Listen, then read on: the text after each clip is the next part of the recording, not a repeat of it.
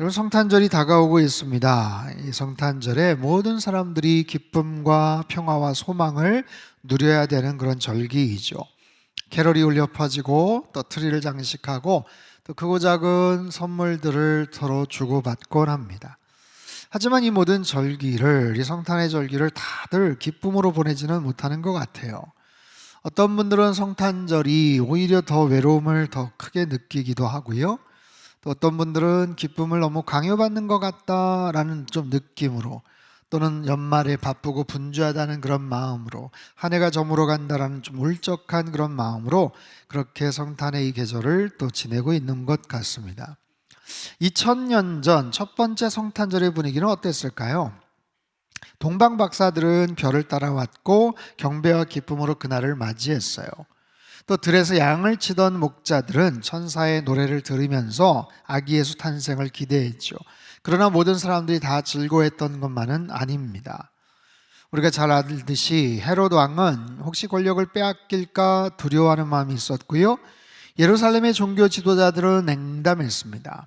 또 베들레헴 여관 주인은 돈 버느라고 바빴고 무관심했죠. 그리고 결정적으로 대부분의 모든 사람들은 성탄의 의미도 전혀 알지 못한 채 그렇게 시간을 지냈어요. 성탄은 하나님의 놀라운 구원의 계획에 그 섭리 속에 이루어진 일이지만 그 한복판에는 요셉과 마리아라는 두 사람의 귀한 그런 헌신과 또 그런 귀한 순종의 모습들이 있었습니다. 오늘 우리는 그 중에 한 사람인 요셉이 경험했던 성탄절을 한번 조명해 보고자 합니다. 여러분, 사실 요셉은요, 아기 예수님의 육신의 아버지는 아니지만 메시아 출생을 법적으로 확인하고 확증하고 그 생명과 성장을 보호해주는 아주 중요한 역할을 수행했어요. 그럼에도 불구하고 요셉은 마치 성탄 이야기의 주변 인물처럼만 맴돕니다. 영화나 드라마로 따지면 주연은커녕 조연 역할도 제대로 못하는 거 아닌가, 그런 생각이 들어요. 누가복음에서는 마리아의 관점에서 출생 사건이 기록이 되지만 마태복음은 왕의 족보를 통해 탄생한 아브라함과 다윗의 후손임을, 예수님을 그렇게 조명하죠. 자, 요셉에게 있어서 그 성탄절은 과연 어떠했을지 오늘 영적인 교훈들을 한번 살펴보고자 합니다. 여러분, 생각해 보십시오. 요셉에게 그날 성탄절, 그 시즌은 기쁨이 아니라 당혹스러움 그 자체였어요. 요셉은 어느 날 주의 사자를 통해서 꿈에 강렬한 메시지를 받게 됩니다. 21절 말씀인데, 아들을 낳으리니 이름을 예수라 하라. 이는 그가 자기 백성을 그들의 죄에서 구원할 자이심이라. 22절은 더 놀랍습니다. 이 모든 일이 된 것은 주께서 선지자로 하신 말씀을 이루려 하심이다. 자, 요셉에게 아기가 생긴다, 아이가 생긴다. 그것도 살아가는 정혼자 마리아를 통해서 아이가 생긴다. 여러분, 얼마나 귀한 일입니까? 그 이름까지도 하나님께서 계시해 주셨어요. 꿈을 통해 알려주셨어요. 놀라운 아기가 될 것이다. 무엇보다도 선지자로 하신 말씀을 성취하는 그런 아기가 될 것이다. 보통 일이 아니죠. 여러분, 혹시 가정 안에 자녀나 손주들 혹시 태몽을 꿔보신 적이 있습니까? 저희 막내딸 태몽에 대해서 말씀드린 적이 있어요. 사모님, 아프리카에서 온 귀한 나비예요. 잡으세요. 꿈을 꿨어요. 그런 꿈. 그래서 얼떨결에 덥석 잡고 나서 막내가 들어섰습니다. 아프리카 나비. 아직까지 별다른 연관이 없어 보입니다. 여러분, 저의 태몽, 그러니까 저희 어머님이 꾸셨던 저희 태몽 이야기를 여러분 모르시죠? 어느 날 어머님이 꿈을 꿨는데 하늘에서 큰 불덩어리가 갑자기 떨어지는데 그거를 치마로 덥석 잡았다는 거예요. 그리고 제가 태어났다는 겁니다. 여러분, 뭔가 정말 특별해 보이는 태몽 아닙니까? 이런 태몽 가지신 분 계세요? 여러분, 원래 태몽이라는 게 불 받았다, 아니면 무슨 호랑이가 나타났다, 무슨 잉어가 왔다 갔다 했다. 여러분 보세요. 요셉은요, 최고의 메시지예요. 얼마나 대단한 꿈입니까? 얼마나 엄청난 꿈이에요. 근데 중요한 것은 내 아기가 아니라는 거예요. 오늘 갑자기 약혼녀의 배가 불러옵니다. 엄청난 아기가 태어난다는데, 정혼한 여인을 통해서 아기를 낳는데 나는 정작 잠자리를 한 적도 없어요. 그 여인이 아기를 낳는다, 자기 백성을 구원할 자란다, 대단한 특별한 그런 아기가 태어난단다. 여러분, 그것이 기쁘겠어요? 얼마나 황당하겠습니까? 자, 요셉은 누구였습니까? 어떤 사람이었습니까? 성경에서는 요셉을 의로운 사람이라고 지칭을 합니다. 19절 말씀을 같이 한번 읽어볼까요? 시작. 그의 남편 요셉은 의로운 사람이라 그를 드러내지 아니하고 가만히 끊고자 하여 의로운 사람, 구약의 율법 토라를 열심히 지키면서 경건한 삶을 살았던 사람, 그런 의로움, 꼿꼿함, 정직함, 자신의 양심과 덕목을 지키며 살았던 사람, 그런데 그런 사람에게 자기와 상관이 없는 아기가 약혼자를 통해서 태어난다. 얼마나 황당한 일이에요. 그것을 공개적으로 드러낼 수도 있었지만 요셉은 가만히 끊고자 하였다. 마리아를 사랑하는 마음에서 그가 겪을 수치를 최소화하기 위한 사적인 결혼 파혼 절차입니다. 당시 유대 문화에서 정혼은 이미 법적으로 이미 혼인 상태예요. 오늘날 약혼과의 비슷한 개념이지만 완전히 차원이 다릅니다. 정혼 기간은 보통 1년인데 정혼을 하고 나면 각자의 집에서 살다가 그리고 1년 후에 정식으로 결혼을 하는 거죠. 하지만 이미 법적으로는 이미 부부였어요. 이것을 파기하는 것, 이혼 절차를 통해서 가능한데 마리아의 임신은 간음죄에 해당됩니다. 신명기 22장 23절에 24절 이렇게 말합니다. 처녀인 여자가 남자와 약혼한 후에 어떤 남자가 그를 성읍 중에서 만나 동침하면 너희는 그들을 둘 다 성읍문으로 끌어내고 그들을 돌로 쳐 죽일 것이니, 이것이 율법의 규정이었어요. 만약 요셉이 이 율법의 가장 엄격한 해석대로 따라간다면 마리아를 공개적으로 고발할 거예요. 내 아기가 아닌데 배가 불러와요, 임신을 했어요. 그럼 돌에 맞아 죽게 할 수도 있는 겁니다. 자신은 의로운 사람으로서 사회적 명예를 지킬 수가 있었겠죠. 하지만 요셉의 위대함은 바로 이 지점이에요. 율법의 그 요구를 문자적인 의미로만 해석하지 않고 율법의 정신, 그 사랑과 긍휼함을 실천했다라는 거예요. 요셉에게 있어서 그의 의로움과 긍휼이 분리가 되지 않습니다. 율법을 지켜요. 철저하게 지키되 사랑으로 지켜요. 율법을 이행하되 긍휼함으로 이행을 하는 거예요. 그의 의로움 안에는 그 율법을 넘어서는 긍휼함이 담겨져 있었다. 이것이 하나님께서 요셉을 선택하신 또 다른 이유였습니다. 율법만 철저하게 지키는 그런 사람이 아니라 율법의 정신을 이해하고 실천하는 사람, 요셉이 바로 그런 사람이었어요. 의롭고 신실하고 그러면서 사랑과 긍휼이 많은 사람, 무엇보다도 착한 사람. 여러분, 의로움을 실천하시되 사랑과 긍휼함으로 실천하시는 요셉과 같은 사람 되시기를 축복합니다.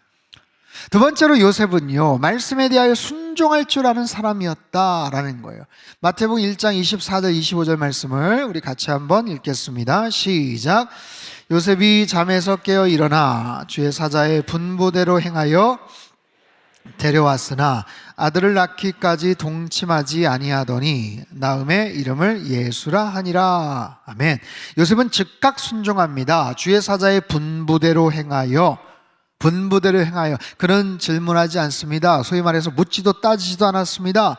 잠에서 깨어나서 일어나 마리아를 아내로 데려왔다라는 거예요. 데려왔다. 여러분, 이건 당시 결혼 예식의 마지막 절차를 의미하는 거예요. 정혼 기간이 다 차면, 다 끝나면 신랑이 신부의 집으로 가서 그 여인을 자기 집으로 데려오는 공식적인 혼인 완성의 의식. 요셉은 바로 이 의식을 행함으로 마리아를 자신의 합법적인 아내로서 공개적으로 받아들이고 선언한 거예요. 여러분, 여기 얼마나 갈등이 있었겠습니까? 또는 여러 가지 용기가 필요했을 거예요. 여러분, 사람들이 뭐라고 수군거렸을까요? 정혼하고 이제 결혼하는데 세상에 마리아의 배 좀 봐. 이렇게 불룩 나왔어. 아니, 이건 아니지. 야, 여러분, 그 당시에 요셉과 마리아의 나이가 10대 후반밖에 안 됩니다. 많아야 요셉이 20대 초반 정도 됐을까요? 사람들에게 손가락질 당하기 딱 좋아요. 이 어린 녀석들이 말이야. 이런 거예요. 율법을 어겼다, 부도덕한 사람이다, 비난과 수군거림이 있었겠죠. 하지만 요셉은 개의치 않습니다. 단지 하나님 말씀대로 순종했을 따름이에요. 더 놀라운 것은 25절인데 아들을 낳기까지 동침하지 아니하더니 나음의 이름을 예수라 하니라. 자, 드디어 결혼을 했어요. 근데 아내가 아들을 낳을 때까지 함께 지냈지만 그때까지 동침하지 않았다. 왜 그랬을까요? 혹여 의혹이 생길까 봐. 이야기가 정말로 성령으로 잉태된 것임을 분명히 하기 위해서. 여러분, 요셉의 순종은 단순한 말씀대로 순종에서 더 나아가서 자신의 희생, 자신의 인내, 자신의 절제를 기반으로 한 순종이었다. 그리고 아기가 태어났을 때 이름을 주신 말씀처럼 예수라고 붙입니다. 천사가 명령한 대로예요. 아버지가 아기의 이름을 짓는다는 것은 이제 그 아기를 자녀로 법적으로 인정한다라는 것을 의미합니다. 여러분, 요셉의 순종은 즉각적이었어요. 잠에서 깨어 일어나 즉시 행동. 요셉의 순종은 희생적입니다. 자신의 명예, 자신의 권리, 자신의 인간적인 욕망을 다 포기한 순종. 그리고 또한 그의 순종은 완전합니다. 끝까지, 아들이 태어날 때까지 그의 결심을 지켰어요.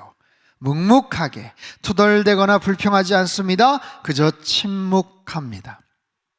오늘 본문 마태복음 1장 18절에서 25절까지 요셉의 이야기가 쭉 전개가 되죠. 그런데 놀랍게도 요셉이 한 말이 단 한마디도 기록되지 않아요. 요셉의 성품에서 빼놓을 수 없는 중요한 특징이 바로 이 침묵입니다. 복음서 전체를 통해서 요셉이 뭔가를 이야기했다는 말이 하나도 없어요. 침묵하는 영성의 소유자. 그의 침묵은 에라 모르겠다, 체념이 아니에요. 소극적 행동이 아닙니다. 그의 침묵은 그가 겪는, 그리고 앞으로 겪게 될 모든 고난이나 오해나 수치스러운 상황들이 있지만 그것을 다 차치하고 하나님의 구원 역사, 섭리 가운데서 일어날 것을 온전하게 믿고 신뢰하는 신앙적인 결단이기도 했습니다. 여러분, 생각해 보세요. 요셉이 얼마나 할 말이 많았겠어요. 변명하려면 얼마나 많은 이야기를 하겠어요. 여러분, 오해하지 마십시오. 이 아이는 제 아이가 아닙니다. 천사가 나타나 성령으로 잉태되었다고 했어요. 저도 처음에 믿지 않았어요. 얼마나 황당합니까? 근데 그렇게 하지 않았다는 거예요. 그저 그는 침묵으로 일관합니다. 그 속에 담겨져 있는 하나님의 뜻을 신뢰했어요. 자기가 이야기하고 해명해 봐야 결국에는 사람들의 이야기, 수근거리고 비아냥거리는 이야기들은 잠잠해지지 않거든요. 오직 주님의 뜻이 분명하게 세워질 것이다 라는 거죠. 사랑하는 성도 여러분, 요셉은요, 이 성탄 이야기에서 가장 중요한 조연이자 하나님 구원 계획을 이 땅에 가장 안전하게 정착시키는데 가장 결정적인 공헌을 한 그런 인물입니다. 요셉의 희생과 그의 인내와 그의 침묵의 순종을 통해 메시아가 이 땅에 오시는 길을 닦았어요. 또한 요셉의 순종 덕분에 하나님 우리와 함께 하신다라는 임마누엘의 약속이 현실화가 됩니다. 우리 23절 말씀, 우리 큰 소리로 같이 한번 읽어볼까요? 시작. 보라, 처녀가 잉태하여 아들을 낳을 것이요 그의 이름은 임마누엘이라 하리라 하셨으니 이를 번역한즉 하나님이 우리와 함께 계시다 함이라. 아멘. 자, 임마누엘 무슨 뜻이라고요? 하나님이 우리와 함께 하신다, 함께 계신다. 그것이 예수 그리스도의 별명이에요. 주님의 하나의 아이덴티티, 정체성이기도 합니다. 하나님이 우리와 함께 하기를 원하시는 거예요. 여러분, 우리가 이 땅을 살아갑니다. 절망과 실패와 좌절과 속상함 속에 살아가요. 흑암 가운데서 향방을 알지 못하고 방황하다가 살아갑니다. 그리고 정말 죽음의 사망의 그늘 가운데서 허덕이면서 살아갑니다. 그런 우리들에게 주님께서 빛으로 찾아오셨어요. 참된 소망으로 찾아오셨어요. 진리의 길을 우리에게 허락해 주셔요. 너희들이 살아갈 이 땅의 그 마지막 길은 결국에는 심판이고 좌절이지만 예수 그리스도를 통해서 시간을 뚫고 영원으로 인도해 주시고 이 땅에서의 삶이 아니라 영생 복락할 수 있는 그 삶을 우리들에게 허락해 주시기 위해서 우리를 사랑하시기 때문에 이 땅에 오셔서 우리와 함께 하기를 원하시는 거예요. 그저 단순히 그냥 문제 해결해 주겠다라고 생각해서 오시는 게 아니라 팔짱 끼고 어떻게 되나 한번 지켜보자, 그게 아니라 우리와 함께 거하시고 우리의 모든 삶을 동행하시는 임마누엘 되시는 그 주님이 바로 성탄의 주인공이신 줄로 믿습니다. 여러분, 우리가 잘 알듯이 예수님의 직업은 목수였죠. 맞아요? 어떻게 아세요? 성경에 나오죠. 마가복음 6장 3절에 보면 예수님은 목수라고 지칭을 합니다. 예수님이 어떻게 목수가 되었을까요? 그의 아버지 요셉이 직업이 목수였기 때문에 그래요. 학자들이 이렇게 얘기를 합니다. 어린 소년 예수와 나무를 깎고 다듬고 나무를 만지작하고 그렇게 일들을 하는 것들을 아마 가르치기도 하고, 그리고 요셉 스스로가 아주 숙련된 목수로서 그 역할들을 감당했을 거예요. 여러분, 당시 목수를 헬라어로 텍톤이라고 하는데 이것은 단순히 나무만 다루는 그런 개념이 아니에요. 하나의 장인의 개념입니다. 건축업 전반에 종사하는 숙련된 장인을 의미합니다. 당시 1세기 갈릴리 지역의 건설 환경을 고려할 때 요셉은, 여러분 오늘날 같이 무슨 철근이 있겠어요? 무슨 뭐 기계를 뭐 다루고 뭐 이런 게 있겠어요? 목수가 해야 될 역할들이 굉장히 중요하고 다양했어요. 집에 들보를 만든다든지 마차에 바퀴를 만든다든지 농기구들 멍에나 아니면 쟁기나 심지어 나무 물통 등을 만든다든지 다양한 그런 물건들 만드는 거예요. 다양한 여러 가지 목재들, 여러 가지 자재들, 재료의 특성과 접착제, 이음매 등 복잡한 기술적 지식과 숙련도를 요구하는 것이 바로 텍톤 목수입니다. 그래서 사람들에게는 그렇게 인정받지 못하는, 그렇게 존경받지 못하는 그런 직업 중에 하나죠. 여러분, 마태복음은 예수님이 다윗 왕의 후손, 왕적 혈통임을 강조합니다. 아브라함의 자손, 다윗의 자손. 그러나 그 왕의 후손이 시간이 지나고 세월이 흘러서 현실적으로 완전히 몰락해버린 거예요. 생계를 이어가기가 참 어려운, 정말 하루 벌어서 하루 먹고 사는 노동에 종사해야 되는 처지였어요. 다윗은 왕궁에서 살았습니다. 금관을 쓰고 왕좌에 앉았습니다. 군대를 호령하고 통치로 나라를 다스렸어요. 하지만 그의 후손 요셉은 작은 마을, 작디 작은 마을 나사렛에서 목수 일을 하며 그저 변변치 않은 모습이지만 생계를 유지했어요. 하지만 그럼에도 충실한, 이런 목수가 되려면 정확해야 됩니다. 그리고 끝까지 책임을 질 줄 알아야 돼요. 손에 망치를 들고 나무를 깎고 땀을 흘리며 일했어요. 사람들에게는 그렇게 뭐 엄청난 그런 직업은 아니지만 그럼에도 성실하고 정직하게 맡겨진 사명을 끝까지 충실히 감당하는 의로운 사람, 신실한 사람이었다라는 거예요. 사랑하는 성도 여러분, 요셉이 맞이했던 그런 성탄절, 여러분, 이처럼 우리도 요셉과 같은 모습으로 살아갈 수는 있을까? 자신의 희생, 헌신, 침묵의 순종을 통해 하나님의 뜻을 만들어 드리는 바로 그런 삶을 말합니다.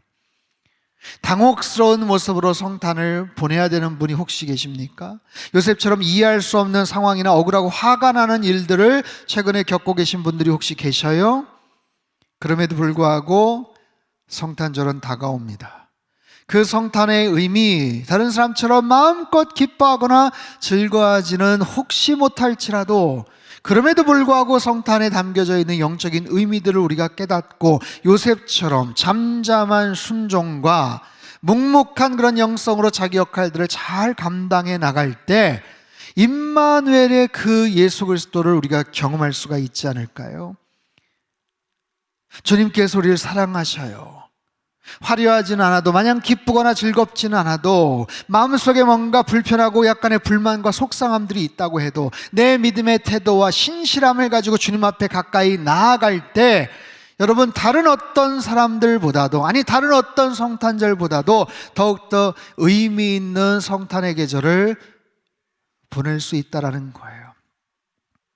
요셉이 겪었던 그 당혹스러움, 다음 주는 마리아의 이야기를 합니다. 훨씬 더 난처하고 당황한 그런 상황들을 이야기할 건데, 그럼에도 불구하고 하나님은 요셉을, 마리아를, 그들의 신실함을, 그들의 의로움을 사용하셨어요.